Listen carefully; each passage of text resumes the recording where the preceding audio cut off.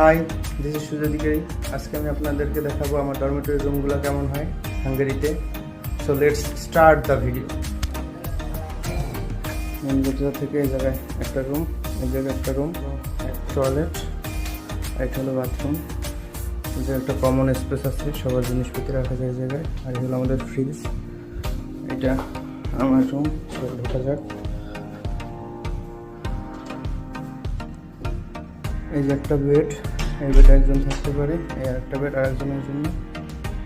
এই সাইডের পুরোটা হলো এই জনের জন্য, আবার এই সাইডের পুরোটা হলো এই সাইডের লোকের জন্য। একটা পড়ার টেবিল, একটা পড়ার টেবিল, এই কিছু স্পেস আছে। এই হলো আমার রুমের ভিউ,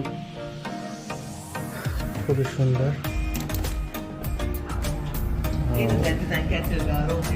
এখানে একটা অনুষ্ঠান হচ্ছে, কাইকিং।